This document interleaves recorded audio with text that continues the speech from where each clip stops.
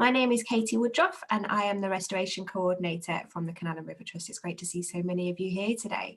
So this session that you've joined us for is titled Biodiversity Net Gain using the DEFRA Biodiversity Metric and is being led by Alex Melson, Environmental Support Officer at the IWA.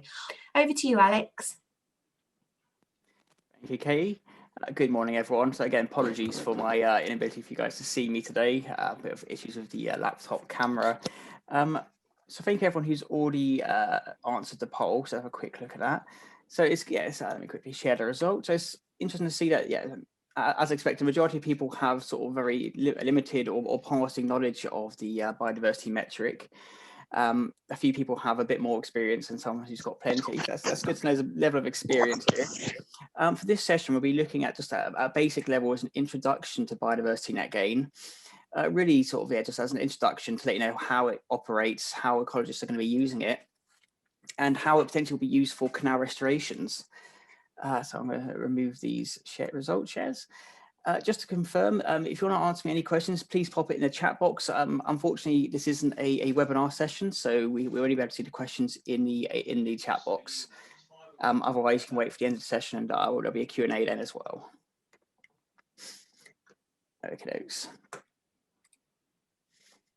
Okay, so today's session is on biodiversity net gain, essentially understanding the biodiversity metric 2.0, which has been produced by DEFRA with the support of Natural England and other third parties. So a bit about myself before we start. So my name's Alex Melson, and I'm the IWA Environmental Support Officer, working alongside a lot of restoration groups, helping to support predominantly the ecology side of things. I have as my experience, I have a degree from the University of Kiel in environmental sustainability. I'm also a chartered member of the, a qualifying member of the Chartered Institute of Ecological and Environmental Management, or CIEM for short. In my last sort of 5 or 6 years, I've done a number of different ecological surveys, but most recently focusing on biodiversity net gain and how it impacts restorations going forward. And then also preliminary ecological appraisals, which is your sort of first stage surveys for understanding the habitats and potential for protected species on site.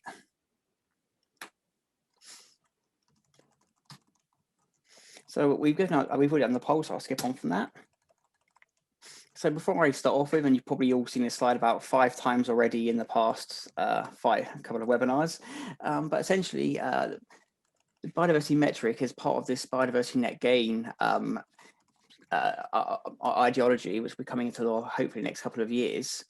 Essentially, BNG, or biodiversity net gain, is shifting developers away from mitigating environmental impacts through offsetting habitat loss, trading habitats and ecosystem services that don't relate to actual loss on site. So what this basically means is if we're losing habitats on site where we're working on developing, we can't replace it with a habitat that's either worse quality or the same amount of quality further away. It's essentially making making the environmental mitigations as close to site as possible and preferably on site. And as part of this, developers will be required to provide at least 10% net gain to biodiversity. And this is where the biodiversity metric comes in: is how do we work out if we can hit a 10% net gain target, and that's what we'll be looking into today.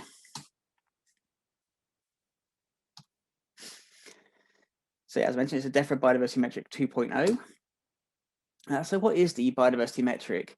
The Biodiversity Metric 2.0 essentially provides a way of measuring and accounting biodiversity losses and gains resulting from development and land management change. It has had significant third-party input from a number of different groups, NGOs, national, governmental and business and ecological firms. It's been going for about 2 years of beta testing, where it's been a consultation period of people informing and sort of suggesting improvements or making recommendations on how it can be used better or where it doesn't work. And it's also publicly available to anyone who wishes to give it a go. And you can find it on the DEFRA website, or just type into Google Biodiversity Metric 2.0, and it'll take you to where you can download it. Originally, this session was going to be looking at metric 3.0, which was originally stated for release back in January of this year. But in typical fashion, it has been delayed somewhat. So hopefully it should be released in the next week or two, fingers crossed, otherwise they're missing their spring target again. So where does the biodiversity metric fit?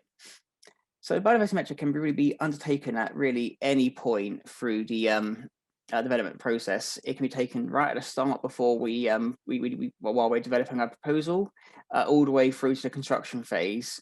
But most likely you'll be finding it in the sort of at the preliminary ecological appraisal stage, or in between the stages between protected survey and species. So the reason for this is the preliminary ecological appraisal is what maps the habitats on site, and that's what essentially feeds the information that will be feeding it into the metric. But that's not to say it can't be used beforehand. It can be taken at the developmental proposal, where you can assess the site and the impacts of the site before you complete any of the works, but it'll be less informed at this stage than any of the other stages. It can also be taken during the planning proposal or construction phase, where issues on site might necessarily require changes or alterations to the original plan to meet your biodiversity net gain. So it's going to be, it's very much as a living system or document to inform how your development is going at any given point. And that's where most likely we're going to find the metric in that little bit between P and protected species surveys. The biodiversity metric is going to be more or less split up into two areas, or can be split into two areas. And this is your baseline biodiversity units, which is essentially an assessment of the habitats and the features that you've got located on site. And this is usually done in the pre-construction phase. And then we've got our post-development units, which is an input of the proposed land use change from the development itself to any sort of habitat land management changes or alterations. And this is generally in the post-development, post-construction phase. So how this looks on the metric is something like this.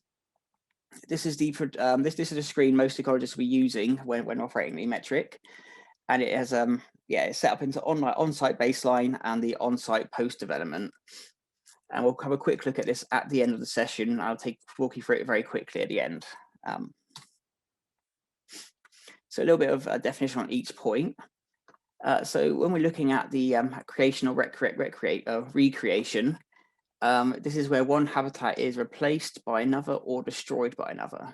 So this includes your development works, whether you're building hard-standing the buildings or a canal, or where the same habitat is being recreated. Enhancement occurs when we're retaining a habitat and then improving what we've already got. So we're taking let's say a species poor grassland and turning it into a species rich grassland that suits wildlife a lot better.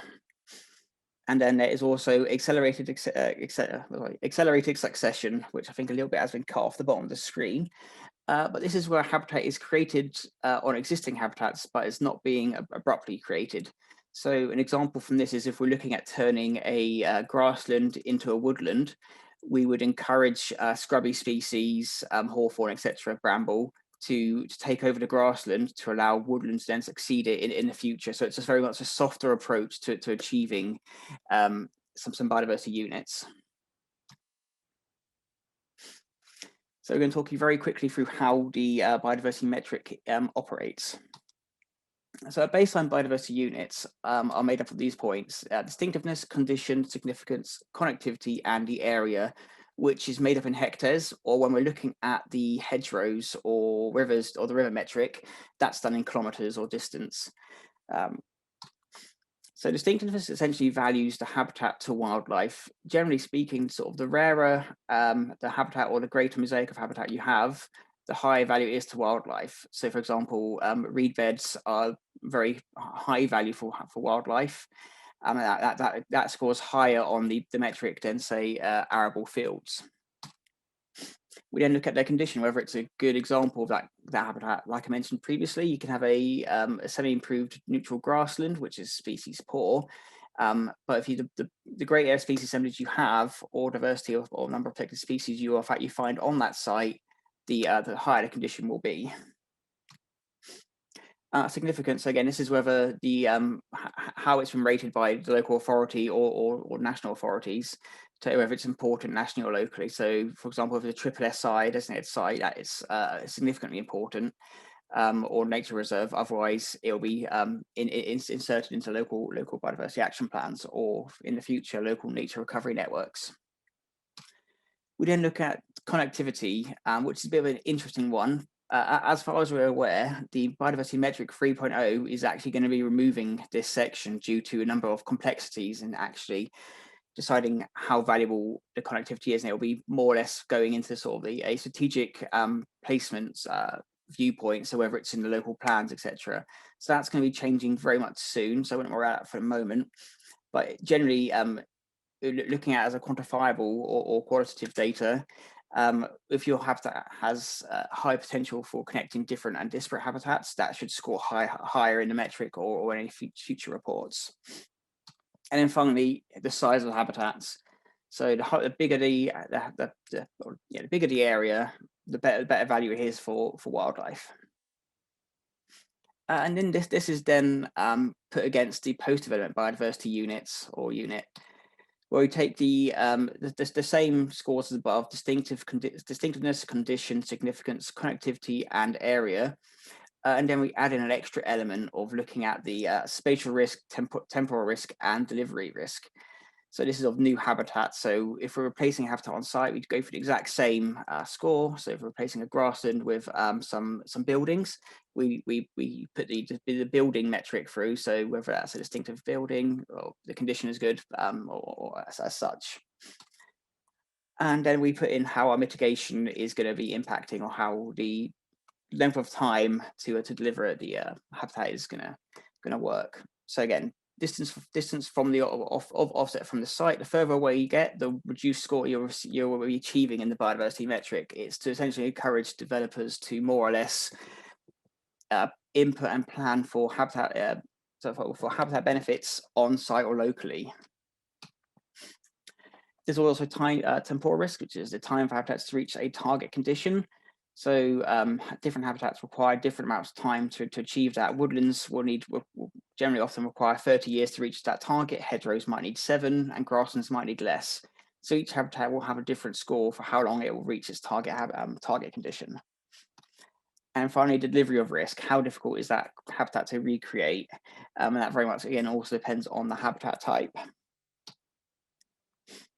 So here's an example of how the metric should hopefully work. I've been using a development site from America. If you can see that in the design of the complex.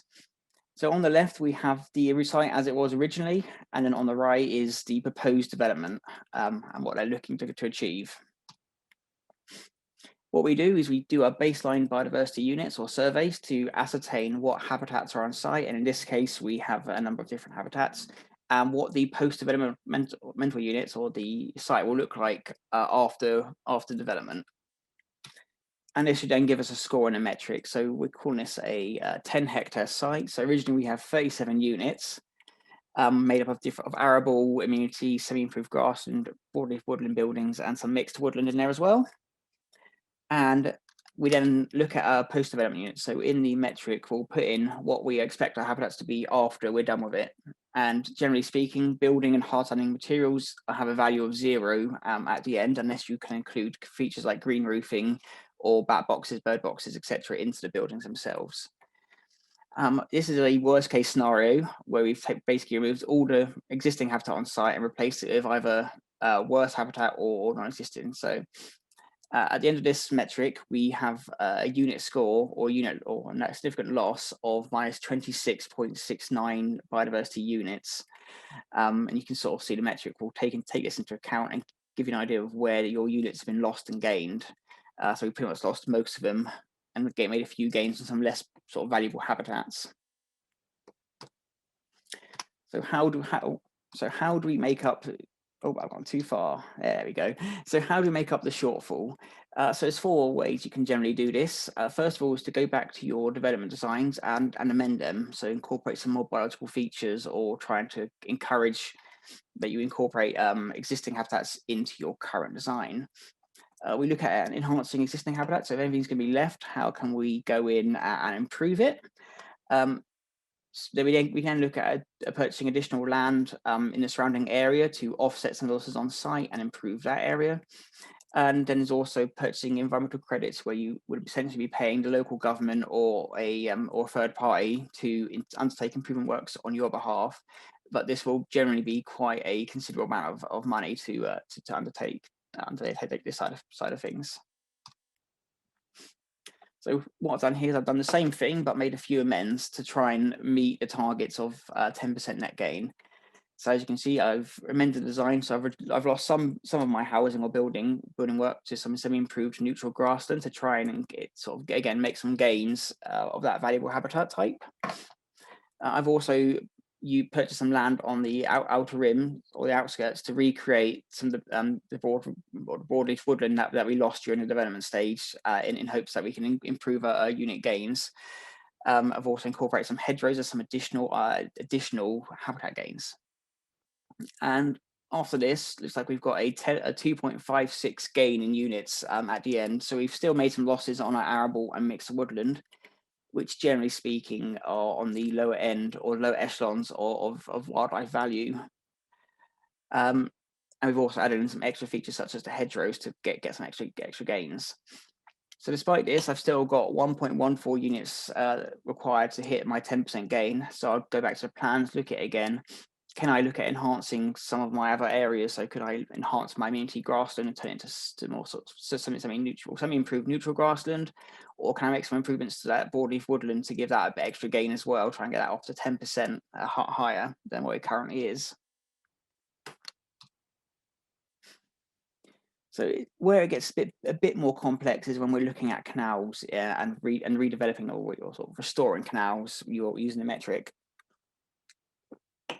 So very broadly speaking, we'll often be restoring canals in one of three habitats, whether it's terrestrial, existing, or river habitat. So where we've got terrestrial habitat, we'll be looking at using the metric using the on-site baseline and the river creation metric. So where the net metric doesn't quite work for us is when we've got terrestrial land and we want to convert it into aquatic or into sort of a river or canal. So here we put our on-site baseline, and then we go through the river creation metric. It often throws a bit of a wobbly here when you try and using the two side by side, as they don't necessarily aren't on a like-for-like approach. And I'll show you quickly what that means when I put up the metric and to demonstrate this. We then look at whether we're restoring our existing canal, whether it's derelict or partially watered versus watered and fully navigable. Depending on this, it might require using both parts of the metric, both the terrestrial and the river baseline, and then going through the river creation and river enhancement side of things. And then finally looking at the river habitat, which is purely on using the river baseline. So what we're going to do, have a quick look at the metric. So bear with me while I stop my share and we'll move over to that. So hopefully this works. Yes, I think I can see that. So in a nutshell, this is what the biodiversity metric looks like. Every project will have its own metric, and it's sort of all encompassed within this Excel spreadsheet. I know I saw a question from Bernie. Can anyone carry out these measurements and calculations, or do you need someone qualified? So thank you, Bernie. It's a bit of both, actually. There's nothing to stop us doing the metrics ourselves at the pre-development stage and seeing what likely outcomes we're going to get. But when we sort of get further on past the preliminary ecological appraisal and protected species, it's often best to pass it over to a qualified individual who can give that third-party input and be able to give an outside assessment of what the likely gains and losses will be. So yeah, to answer that question, Bernie, you can carry it out, but it's worth getting a qualified person in when ready. Okay, so it's a very user-friendly system I found so far. It takes a bit of time to get around it though. So in the main menu, what we'll see here is the three metrics I mentioned earlier. So there's the on-site terrestrial metric. There's an on-site hedge baseline and metric, which is entirely for hedgerow creation. And then there's the on-site river baseline and the river creation side of things, which is where the canals are included. I'm just a quick to quickly point out the hedge baseline was essentially a way of reducing the how developers went about making improvements on sites, where they often remove one habitat and then plant a hedgerow to make up a mitigation, to make up any mitigation. Essentially, we're looking at moving away from that now. So if you're removing habitat, you've got to return it to what it was. And a hedgerow would generally just be an additional point. Okay, so what we'll do, here's one I made earlier. So we're going to go through a very quick assessment of how we put the information into the system. So let's just say I'm working on a site that's 16 hectares in total, each made up of 4 hectares of different habitat types. So we've got, let's say you've got some arable cropland, we've got some modified grassland, we've got some bramble scrub in one corner, and then we've got a woodland. In real life example, this isn't ever going to happen, but it should make it as simple as possible. We have a distinctiveness, so this is what I mentioned as being whether it's a high value or low value habitat. So as you can see from here, the cropland and modified grassland in this case have been given a low score of 2 to say that actually not either the rarest or the most valuable habitat for wildlife. While a bramble and a woodland, a mixed woodland, is able to offer a higher distinctiveness. I believe the highest you can get is 12, so let's just find a particularly high value habitat. So it's all different kind of habitats in here, from grasslands to woodlands to lakes to heathlands to urban. So we're going to put in a reed bed, and that's got a higher distinctiveness because of its rarity and its value to different wildlife, predominantly nesting birds. And let's say let's pop that out now.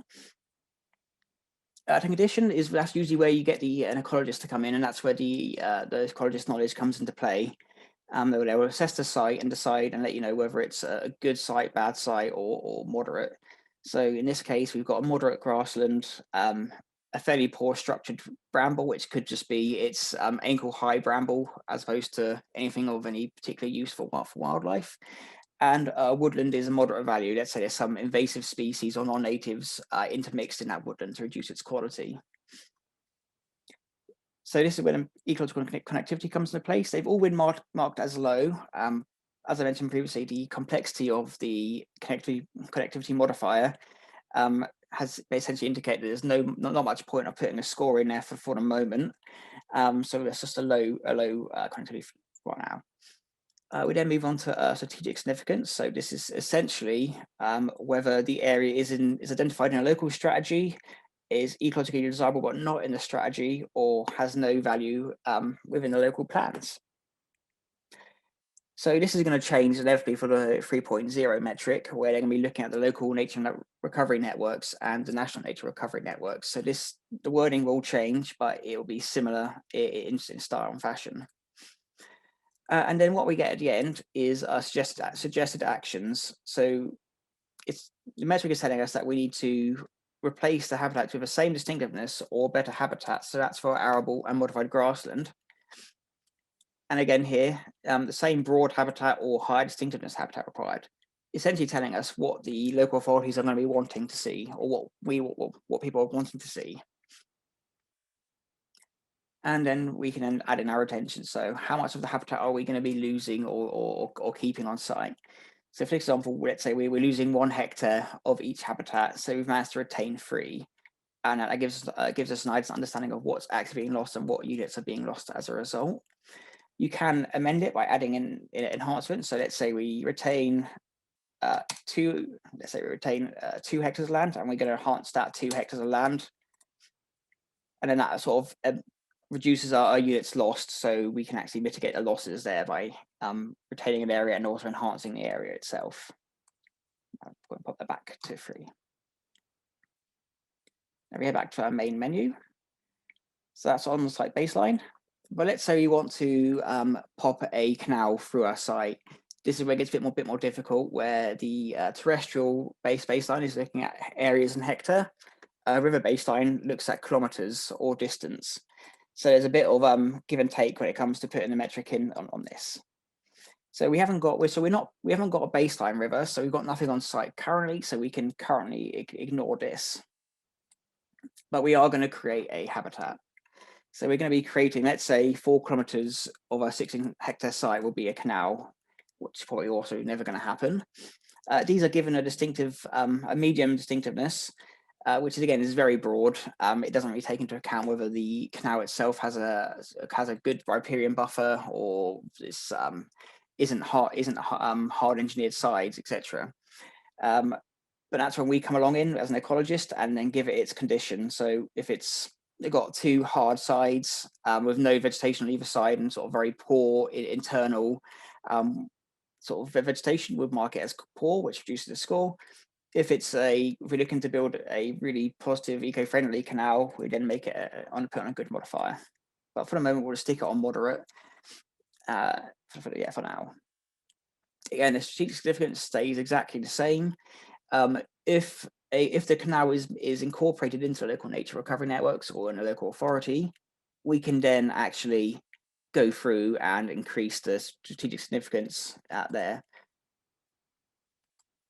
And you can see here, so we got a temporal modifier. So time to target condition is 5 years from the moment you get water into that canal. It's been modified to give 5 years for it to actually get to its target condition. Because of the time frame between building and the end result, the multiplier is reduced to 0.83, which is going to reduce the overall score at the end. And it's nice that they've categorized this as a difficult habitat to recreate, which in many cases it is, in other cases not so much. So again, it's very dependent on the result and will require the sort of ecologist knowledge and developer knowledge to actually really inform the final reports. And then we get the extent of the encroachment. So depending on how much encroachment you give to that land, it will change the modifier by a number to reduce the modifier. So we're looking for reduced encroachment into different land, into terrestrial lands. Okay, let's go back to the right thing. So yeah, if we were going to be doing creating a canal on a canal, you'd go back into the baseline and then you add what information you need. So in this case, would add in the canal. We've got 4 kilometers, and you just go through the condition, the significance, etc. As previous, and it'll tell us what actions we need to make if we're going to do any works towards it. Okay, so once you've done all your lovely information inputting, so once we've got the information, the sizes, the unit gains, we then go to our results page, which gives us both the headline results detailed and habitat trading summary. So we'll just go to headline results first. And it gives a summary of what we've got. So it gives us the on-site baseline.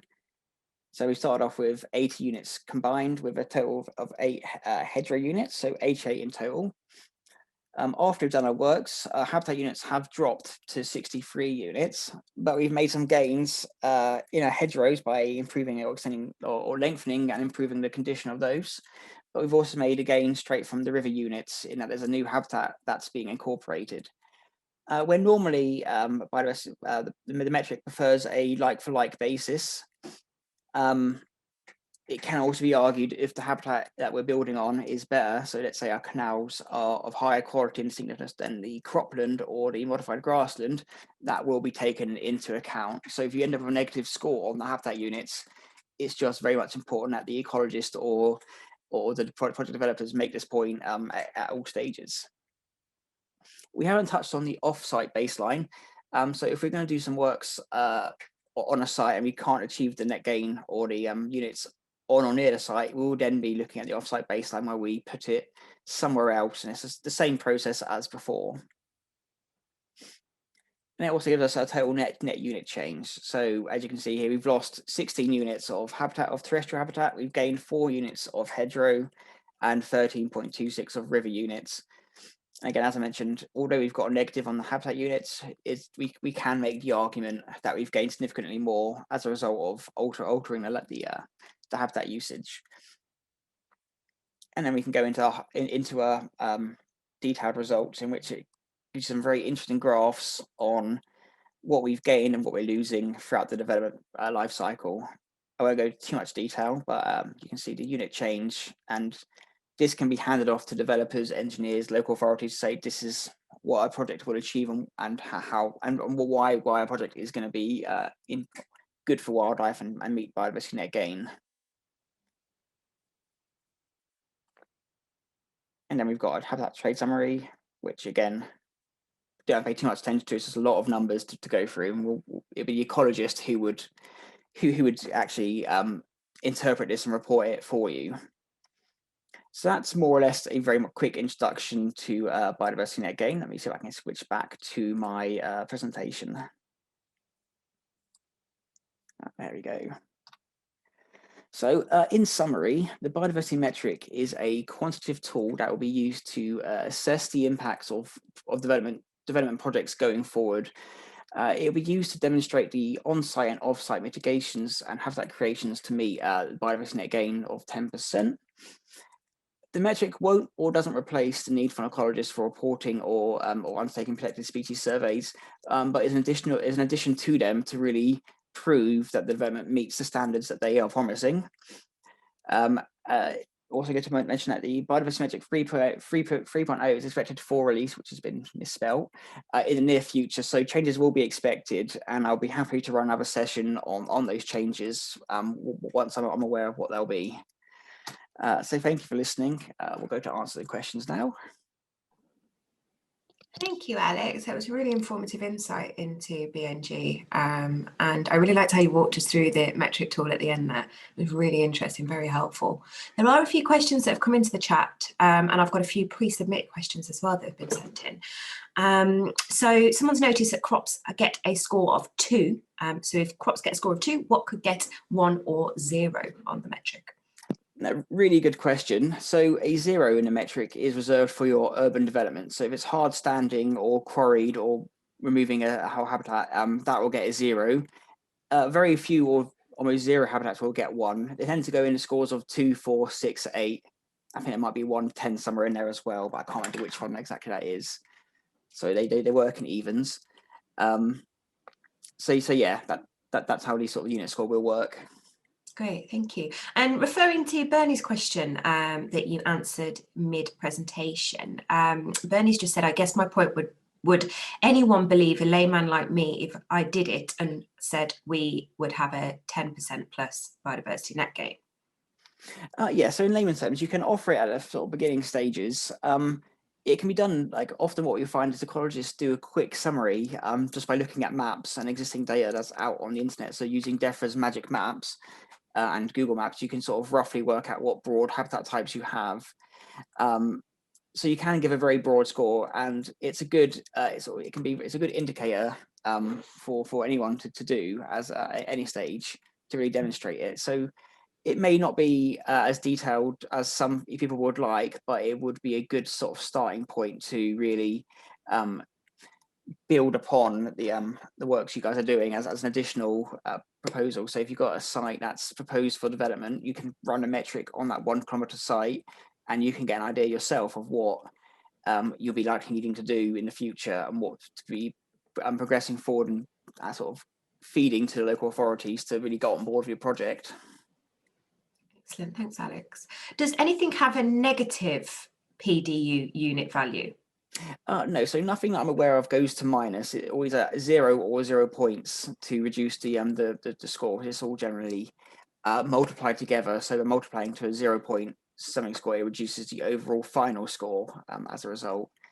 So it's quite hard to get. I mean, I'm pretty sure there's nothing with a negative PDU, but I'm happy to be proven wrong on that one.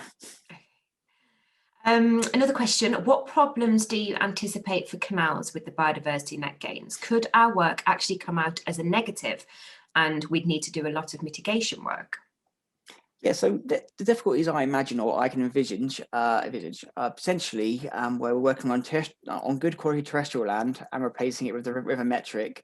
Depending on your local authority, they might be particularly stiff in the way that they want to see the units gained for terrestrial land with terrestrial and river with river. So they might see the canal as not like for like or not really an improvement.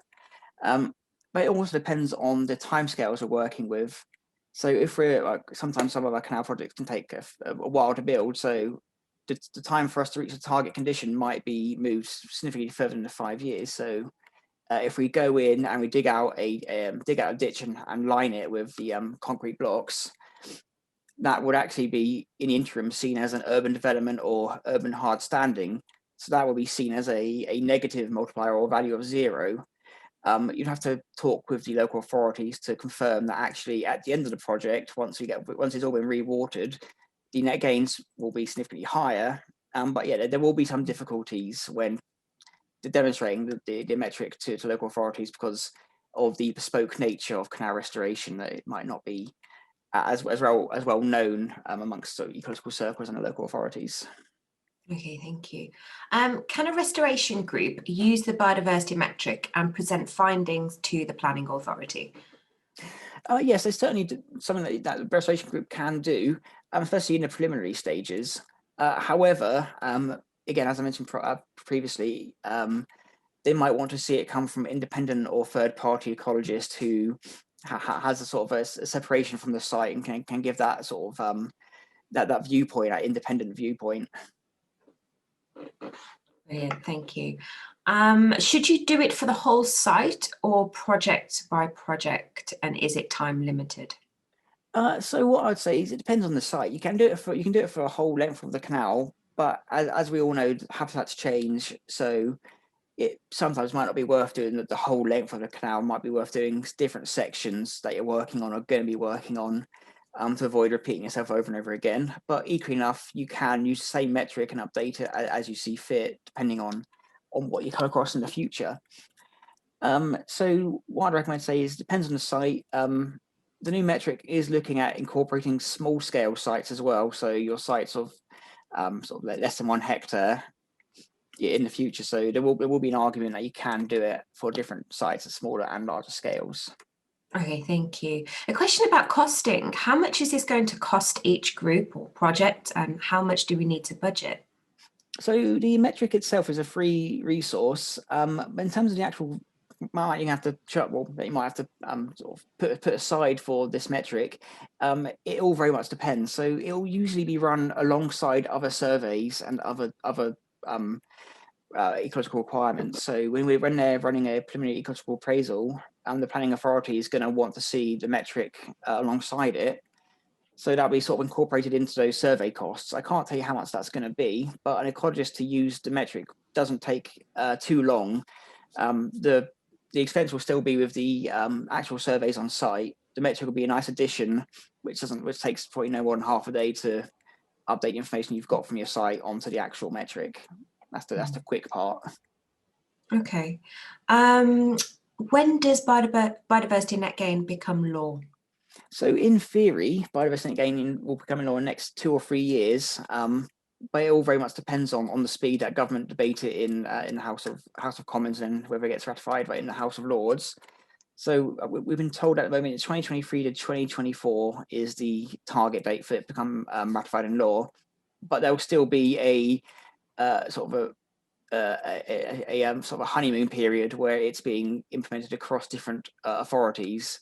So there'll still be a little bit of leeway between projects. Okay, thanks, Alex. Someone's asked, could you explain the encroachment multiplier again? Yes, that's the one I always have a bit of trouble with. So the encroachment modifier essentially is how much vegetation is going to be I believe it's how much your new river or new canal is going to be encroaching into existing land. It's one that I don't think works particularly well, in my opinion, in terms of like if we're encroaching into different land, we're often replacing it with more of an aquatic habitat. So we'll be having marginal vegetation, or if it's not encroachment, it'll be hard standing. So the issue I have with this is that it would almost certainly feel like it values hard standing more than the marginal vegetation side of things, which does also exist in the modifier, which I can display a bit next time. But yeah, it's something I'll be keeping an eye on. It's something I'm not overly aware of. But what I'll do is I'll look into it a bit more and see if I can find some more information for you. Great, that'd be good. Thank you, Alex. One more question here. Is there any provision for the use and maintenance of a habitat? For example, heavy use of an environment is damaging, whether this is motorboats or crowds of people. Yeah, so that will be sort of covered within the canal metric. The end of use life cycle will be expected there. So it's when we come back to that sort of temporal modifier, is that's when we'll find that the target to condition might be a bit interesting, but it all very much depends. So we've got a 5-year to reach target condition. Often the maintenance side of things doesn't seem to be really considered in the metric. It's just, again, it's essentially that's designed to let the developer know how long they're going to have to make sure or care for the environment to reach that target condition. Mm. So for example, if you've got to create a woodland, the developer will be bound by law to either ensure that the woodland reaches the target condition within the 30 years, or to provide offsets or provide a third party to manage it on their behalf. So it all very much depends on the habitat. Okay, thank you. How will the financial value of a unit be established? So that's something that's not been discussed just yet. So at the moment, there's one external business that does sort of biodiversity units or sort of sells environmental credits, but that's not been too heavily sort of worked on at the moment. I think they're waiting for Biodiversity Net Gain to sort of get through the legislation process to then value the unit per unit. But it's going to be very bespoke per location to different habitat types. Because for example, acid grasslands, for example, where I live in Hertfordshire, are rarer than, say, your neutral grasslands, so they'll be giving a higher unit value than those. But as you get sort of more acidic territories, that will completely change. So it'll be almost on a sort of a local authority level, I believe. Yeah, right, okay. We've got one last question which I'll read out, but if anyone has any further questions, please do send them through. If you did a scrub bash, will this have an impact on your project, as in you will not immediately make a benefit?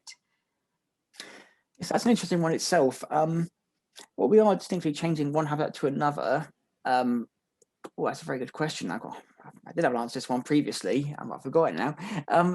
I'll think back to that one properly, but it is an interesting question, because you are converting the habitat to something different. So that'll be looking more or less along the sort of accelerated succession side of things again. So yeah, if you leave that to me, I'm going to actually have to look that one up a bit more, to be honest. Yeah, no, that's fine, Alex. It's a very good question, actually. Yeah, I'll send that out to you. We might follow that up in an email correspondence to everyone in attendance, because yeah, I think that's a good question. Brilliant. Okay, well, no one else has posted any more questions in there. So I will kind of start wrapping up today's webinar. Like I just said, that question there, we'll follow it up in an email once Alex is able to answer it. We'd love some feedback from you all, and we'll shortly send out an email with a link to our survey form. Thank you all for joining today and sharing your thoughts, questions and experiences. Thank you to Alex, obviously, for taking the time to develop and deliver this webinar. It's been really, really useful. And thanks to our colleagues who have been working behind the scenes to make sure it all runs smoothly. Hope you all have a lovely day, and we look forward to seeing you on our next webinar soon. Bye.